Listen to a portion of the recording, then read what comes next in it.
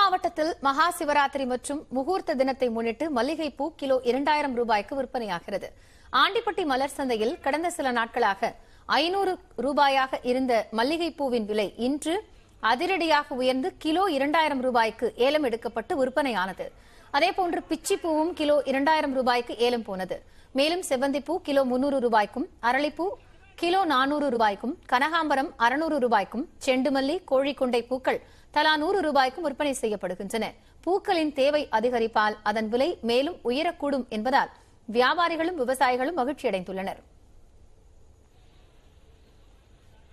மாசி மாதம் வரைக்கும் 1500 2000 வரைக்கும் குறைய வாய்ப்பு இல்லை.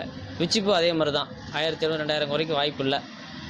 மற்ற பூக்களை விலை கம்மியாக போயிட்டுருக்கு, 100 150 அந்த மாதிரி தான் போயிட்டுருக்கு. இதனால் விவசாயிகள் ரொம்ப மகிழ்ச்சி அடைகிறோம்.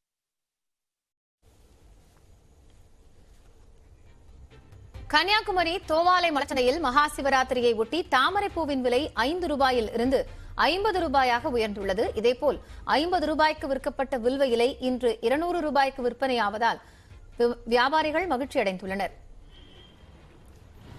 சிவராத்திரி முன்னிட்டு எல்லாரும் இந்த வில்வத்தை விரும்பி வாங்கினதால அந்த வில்வத்தின் விலை சற்று அதிகமாக இருந்தது. நேற்று 150 ரூபாய் விற்ற வில்வம் 200 ரூபாய் விற்கப்படுகிறது. மற்றபடி தாமரைப்பூ ஏற்கனவே 20 ரூபா 30 ரூபா வித்திருந்த தாமரைப்பூ சிவனுக்கு அது அதிகமாக விரும்பி வைக்கிறதுனால 40லேருந்து 50 ரூபாய்க்கு விற்கப்படுகிறது.